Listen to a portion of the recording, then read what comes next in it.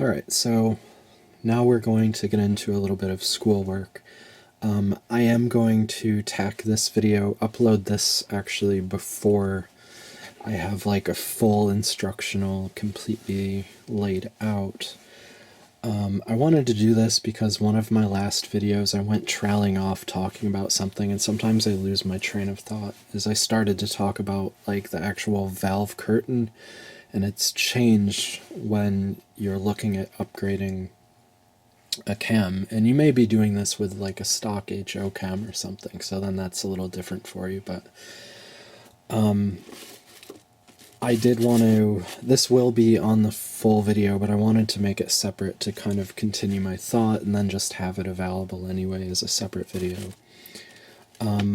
Also, some notes on as I'm filming this is I don't have, see, this is kind of an L thing going on where I can't really go, I can't totally put a camera over here, and when I did the short side, or excuse me, the short turn and dog leg, is a lot of the shots my hand were in the way. So if you're going to make a how-to video, it's good to really know where to put your camera.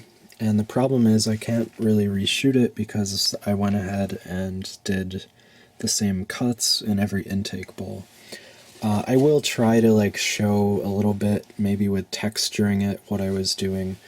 It's probably not a big deal, but I will touch back with that before going into the next cuts, so oh well, we'll have to move on from that. I don't think you'll have a hard time figuring that out, and there's still just enough video of what exactly I'm doing.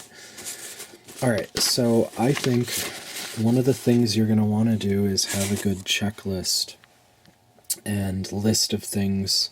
You can even take it further than me, and actually, I was actually laughing at my handwriting in this digital age. It's funny how little you actually end up printing, or especially cursive or anything. You could do one better and make yourself a whole, kind of similar to an engine blueprint sheet, where you have every cylinder and you know each cylinder, you know which one is 1 through 8. You could do it that way, but this is definitely a good idea, especially on paper, even just to have on your bench. And then I'm going to go into more illustrated thing, but so for our chamber, we have our, get a good pointer or something. So the spark plug scallop, the Scavenge Plateau, those are those two things, and then right here on that, behind that boss. Some deshrouding around the valve, not on the exhaust really, that's been shown to lose, but basically you can remove a little bit of material. I would say right here is the most important because of where the air and fuel are coming out. And then, you know, if you are going to end up doing a crazy polish on this, I'm personally going for, I have a couple things that I had to order, some new pieces on top of stones, like to actually finish and polish some of these, but I had to bring the surface down a little more. I'm personally going for a nice mirror, like showboat kind of thing. You don't have to do that. You could finish that even with an 80 grit sand roll and it'd be okay. So that's for our chamber. On our intakes, it's quite a bit, and this probably looks intimidating if you're looking at this before deciding to do it, but you'll find once you have all the knowledge, you can write this stuff out pretty quickly, or just copy from me, take a screen grab. So on our actual port entry, which is on this side, so I can't show you, and of course all the heads are turned the wrong way, but you know what I'm talking about. So our push rod bulge, pinch, if you're concerned about velocity and possible torque, more biased like 40-50% toward the roof. The port opening itself stays stock. Our dog leg short turn, which was the second thing that I filmed, which you're watching this before any of that anyway, actually, so don't worry about that right now, and this doesn't have to be in order. That's why I'm going to try to put chapters on this video, and then you can kind of do your own order. Then, you know, valve guide shaving, so they become more like that compared to more like that, even though that's cut on the inboard side. Outboard bowl blend and open. That is basically just, you know, there is, I can't show it now. Actually, I did leave one untouched except for below it, but that's that kind of ridge that comes up in the throat. So just blending that out, that's basically all that check mark is, which you'll be able to simply see that you do.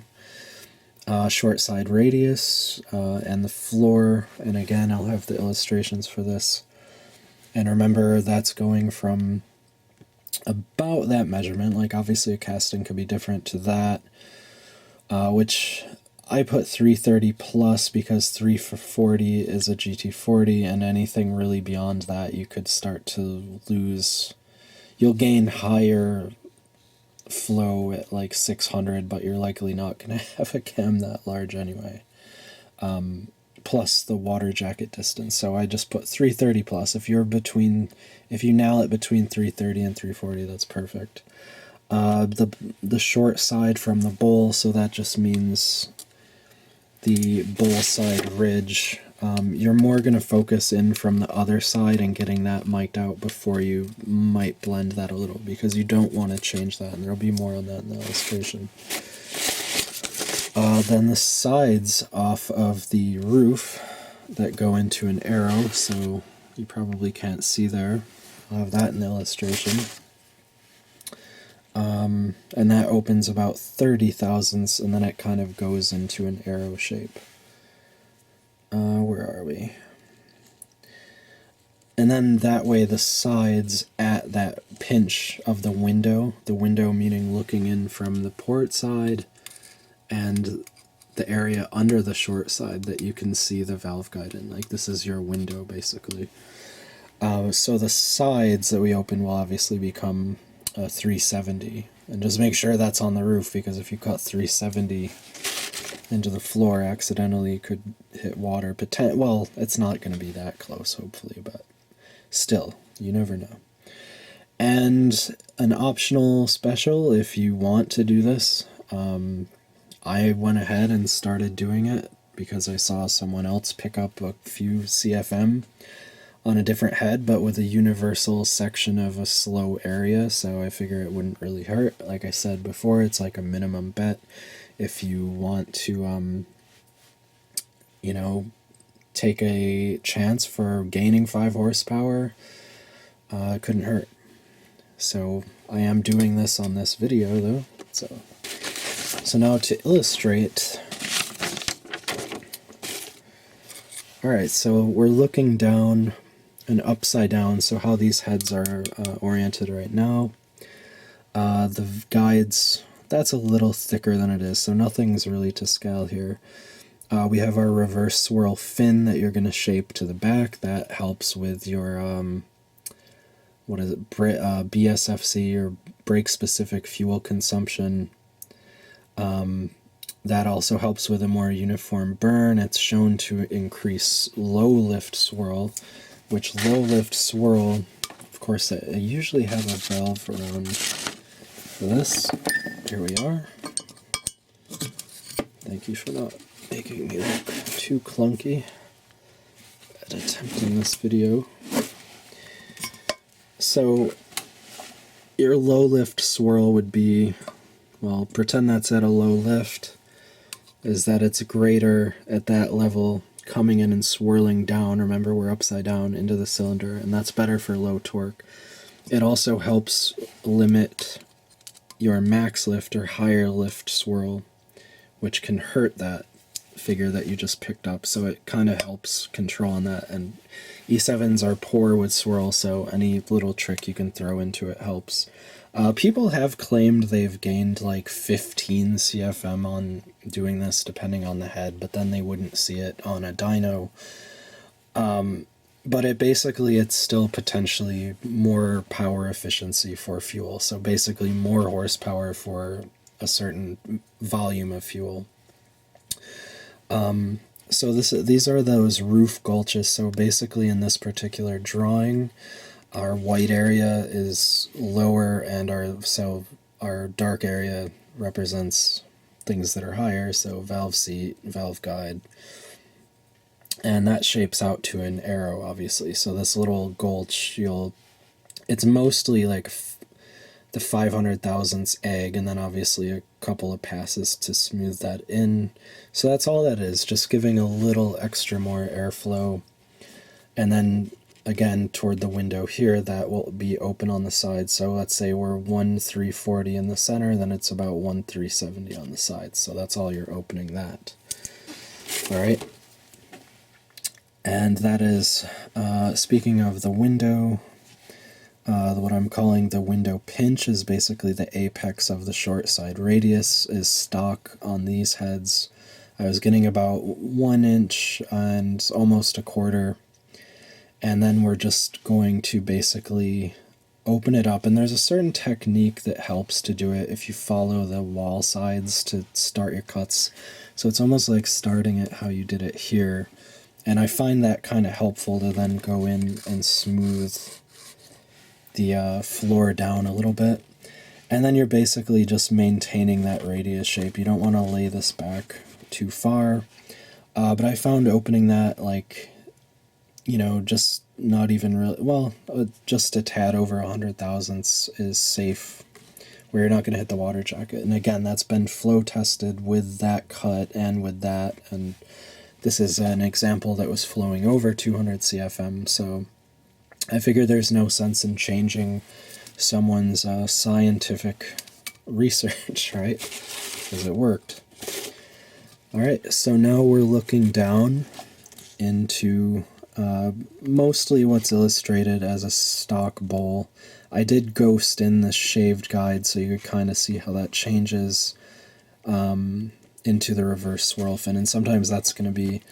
I haven't really been able to find a lot of info on the benefit of clocking it down, like if it were more like 10 degrees this way or that way. I think that you'll end up finding these at an angle, because now we have this ghosted in, so we can see the tunnel underneath the bowl, right? And basically, when you're looking down, is we see that as straight on, and you start cutting, and your idea of 0 degrees is kind of skewed, so it ends up going this way, and by the time you calculate that the tunnel is going like that, canted, it ends off like that. I haven't read anything against 0 degrees to whatever degrees that would be pitched at. Like if it ruins the concept of an Elkins fin or reverse swirl fin or what have you, but I'd imagine it still provides some benefit for swirl.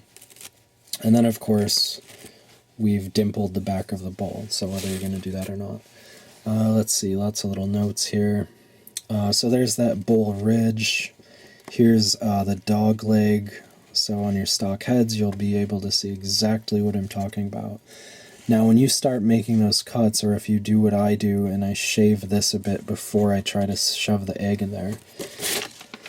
Now the thing is, when you go to shove the egg in there, obviously that has a taper, and you might find it at a certain point you can at least fit the tip in there like that, and it'll start to cut. But if you try to go too hard, you'll bind this cord up and it'll flop all over the place. So you don't want to do that. Alright, so we have our stock guide, what it'll become, our ridge, and that's all going to get blended in. The dog leg virtually gets eliminated, and what you'll find is we go from about a 470 thousandths, and that's your stem to wall here. So when I take an inside caliper, we're looking at this. So not the outside of the guide wall like that, but the actual where the stem would be. And if you want, you could put a stem in there and get really precise, but that averages like 550 thousandths. I think mine are set to like 560, and they could be a little smaller, so I probably got a little out of control. because I'm used to an 1/8 inch.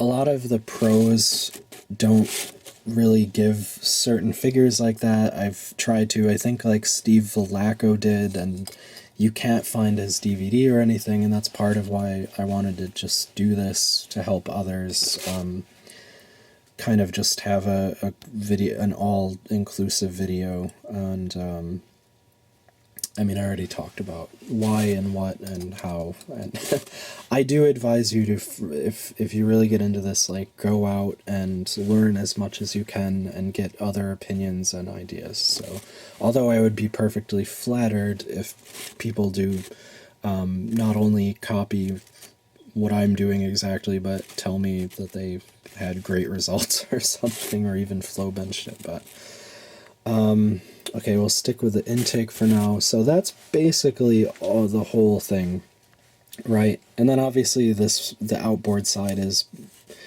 basically getting matched. Is when I mic'd out my bulwark, it basically also turns into 550 over 470, and then this gets blended out, the short side ridge and stuff like that. But we'll have more about that. That, like, if you go back to when I was talking about short sides, but that's all you're doing, blending that a little. But if you start from the floor, right, and get all the way into that pinch, is you'll be able to then see how the look of the bowl changes, and then you're just going to blend it. You don't want to lay that back too far. So if you are going to do dimples, remember, this is the floor, like, don't mix that up. So the roof gets this thing, and then if you're going to dimple, the partial dimple is on the floor, right? So here's the port entry. It's only going to go like a couple of inches, and then you're going to do the back of the bowl just like that. All right. And you could do it better than that, or even tighter, but that should work in theory. So that's our 178 intake. Okay, so on to exhaust. Let's see what we have, if it's somewhat in order here.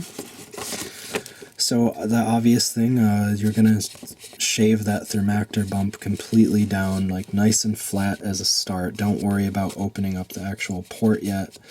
You know, just get that first, and then you work on other things before you decide exactly what you're going to do. Do we have stock guides to look at here? Let's see. Obviously they're backwards. There's a good example.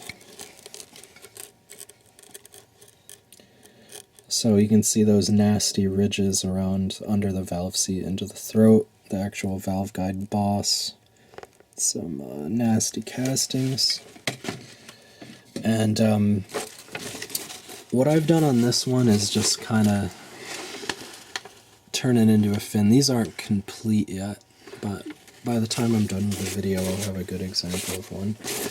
But basically, you're just kind of going to shave around that so you can get in from the port. We're going to turn that into kind of a fin that bypasses that little weird triangle that's going to be in front of your new thermactor hole.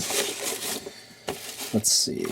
And then the thing with the bowls of the exhaust, I don't have well, I didn't write them here either, but that's going to be the next piece of paper that I have for you. You know, you're going to bias more material on the outboard than the inboard because of the flow of the exhaust, and you're still going to take material up toward the floor, but this is actually a good top down of what you would do. Obviously it would be pushed out more. That's just kind of illustrating where you're going to focus on. Like, you're still going to blend this out and bring that radius almost all the way up to the seat. But that's basically it. The exhaust is fairly simple. Now this goes back to change how I'm holding this. Okay, so your short side is similar on the exhaust, so we're looking toward the exhaust exit. And there's another ridge on that short side. I'm going to do those similarly to the intake. Sorry, this This thing is on the cord. Okay, there we go. So you're going to blend that in and probably take a little bit off of the floor. But the most important thing here is if we're doing a cross section of this, like looking from this way, and this is inside the bowl, you want to maintain that sharp, almost 90 degrees down, even though you're going to, you know, this is going to come up a little bit. I'll have more figures on that when we get into that, but you don't want that having it too far laid back, and this has been proven in exhaust flow tests where people have seen how that hurt flow. So, as I wrote right there, it's better maintaining a 90 degree down looking from the bowl. So, that's basically the short side. And that's kind of all I've really noted about the exhaust. For now, I have more information, but... And then for our chamber, to illustrate it better for you, God, this writing is very cartoonish, but... So if you're looking at your E7, if we're looking at the boss, you have, again, it goes from a convex shape to concave, and you're shaving that out of there like that. So basically the best way to explain it is that shape is going to mirror the other side, just being higher, but that's all you're doing is kind of blending in that chamber. And then a very crude sketch of our Scavenge Plateau, which is basically just kind of flattening that ridge. And you can go to a whole video I have about that. It's good for a good 3% increase in power on a build like this, a good 10 plus horsepower. So without sacrificing anything on the low end, it's just raw outright power and helps get more out of the exhaust. I had another drawing here too I made, trying to illustrate that pinch that went from 470 and is now 560. And again, maybe it should be 550. That's something to keep in mind, is your valves and such. So I was just trying to start to make notes before I started carving and couldn't get that measurement anymore, so now I have it. But anyway, alright, so final piece of paper. Okay, so I started to talk about this is, let's say you're going to do this job and you can't find info, and even, you know, doing this video is, again, I'm doing this just for kind of a regular person. I'm not trying to be even competitive with professionals. I'm just trying to help the DIYer at a higher level than even some others who could assist you in screwing your head up, which most people I find seem to know what they're doing, and that's kind of the power of the video internet and YouTube, which is really cool, because eventually everyone has top knowledge in a certain subject. And as I've stated before, is I believe that something like an E7, like something that's almost a lot of people consider a throwaway head, it should be very free information. So that's why I'm doing this whole thing and sharing, because it's pretty interesting. So I know I mentioned this before, talking about the valve curtain, which is basically in square inches. If you picture an imaginary cylinder, like almost like a think of like a band, or I don't have any cylinders, or like an exhaust pipe that's cut, right? Like just an open cylinder on both ends. That's your imaginary curtain, and in square inches. So we basically have your valve diameter, or actually the important number is going to be inside the seat, is your true flow potential, but that would be, you know, times pi, the diameter, or radius. Excuse me, I guess I wrote down diameter, but your radius times pi, 3.14, multiplied by your lift, and then you get your square inches. So this is going to be different for everyone, because, I mean, who knows, you may have a pair of heads that do have larger valves but weren't ported, someone just did a valve job on them or something. So I'm focusing on like E7 heads, different cams offered, and what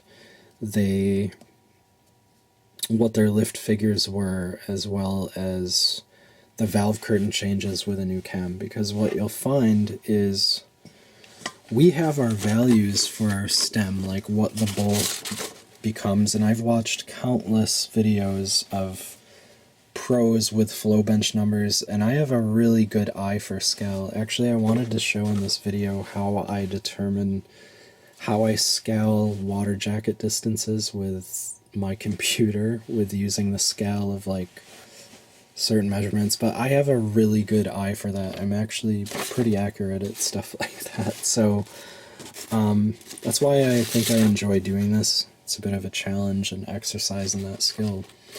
But I want to say that almost every E7 you've seen done by a professional, that's probably the figure that they get, because once that short turn is blended down and there's just a little bit of a bowl and the dog leg's mostly gone, it's gonna be that value, like mid 500,000s.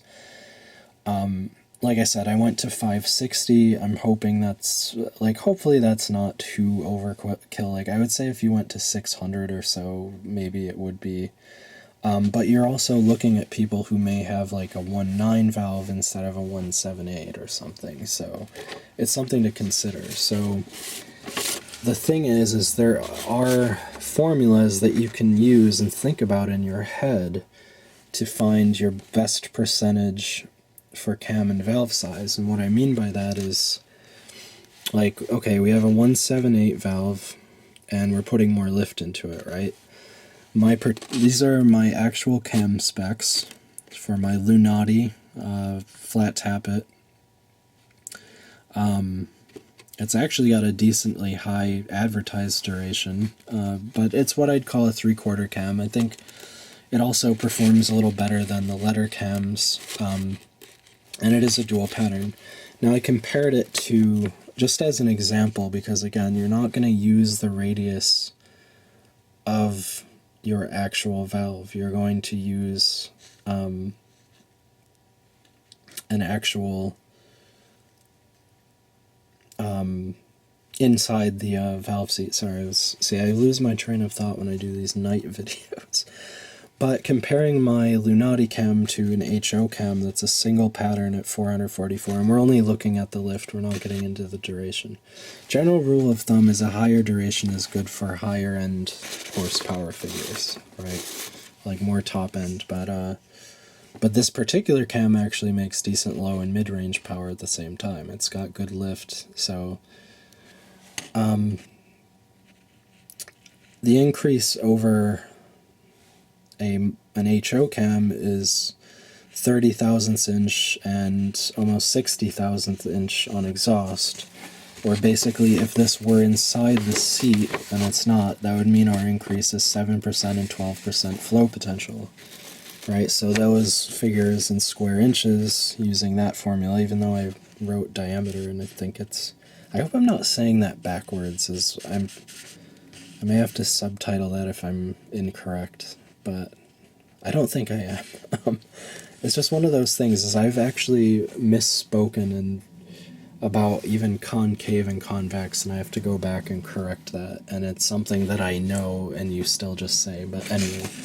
So these are the basic square inches, which is actually pretty easy because they're almost always rounded down from your ones place. So those are in square inches. So we know our percentage increase, basically, of the potential if our inside, again, this is just as an example, like that would be comparing, you would use the radius of the seat and then look at that, and obviously we still have those increases just in our lift for a potential curtain. So where am I?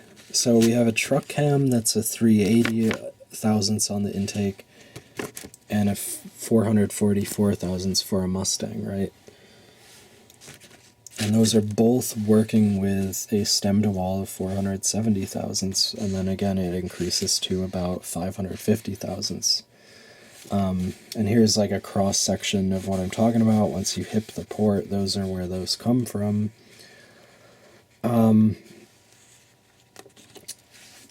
Now, could you use that as a rule of thumb? Could you look at figures like, oh, well, how much CFM or how much power have ported E7s made with the single pattern? Like, how much did they pick up on exhaust? Where do they start to hit a ceiling of that material taken off? And if we look at the 550 over the 470, it's about a 20% increase, right? So if you use that rule of thumb and you weren't sure of where to go in the exhaust, you could say, okay, so my bowl hipped out all around should be 20% over the stock figure. But then you would want to take that 20% and maybe put an extra 5, or more, maybe 8% more into the outboard wall than the inboard based on the flow figures. Now, is this purely scientific and mathematical? Is it, I call it engine voodoo. Professionals would call it, guesswork, and maybe even kind of look down on it. But that sometimes it's the best that you have if you don't have the math. Is I can get valve curtain math, right? And look at what changes I actually have. The problem is, like, you would have to go and ask people, like, oh, what did you get with this valve size? And then ask them their stem sizes. I've tried that. I've tried to get certain info out of people who are willingly giving info for free, so that I could do it myself. And now I'm just sharing the things that I've gathered with it. So, but it's something to think about, is how much does that 20% increase? And now keep in mind, you do have water jackets to worry about, but how much does that 20% increase in the bowl, like at least toward the guide, end up, affecting the stock chems, even a truck chem? How much CFM or power would it gain at only that? Like, yeah, it's going to pick up power, but at a certain point, it's going to lose velocity and port energy overall. So it's really a question of the cam that you have and where the cutoff should be for what your gains are before you're in diminishing returns. So I think realistically you maybe shouldn't worry about it if you're just following along, but it was something I went to consider and at least have my figures of my flow potential changes. But it's something where, again, if you exercise, sometimes it is about guesswork. That's how experiments are done, like without a flow bench and throw away E7s to say, oh, that much more actually completely altered everything I thought I knew about aerodynamics or flow dynamics. So it's something where you want to use your best judgment, but quite honestly I want to say there's not a single E7 on YouTube by a professional that you'll see at any valve size that isn't within that 500 thousandths plus range, like probably under 600 thousandths. Like, I saw a guy that did open the bowl up and hit water at like 700, so there is like a decent amount of material still. Like, there's obviously still at a 560, like that's over 100 thousandths or an eighth of an inch, which is pretty nice and beefy still. It's good strength. But it's something to think about if you want to take that farther than I have. Obviously, there's plenty of engine building resources and stuff about valve train geometry to look at, about valve curtain and so on. But as far as determining where these should be, like how to optimize it for the particular cam, because here's what's funny, is I use dyno software that's actually pretty darn accurate.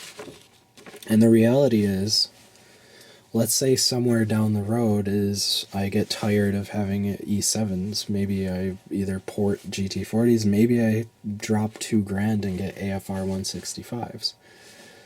Again, $2,000.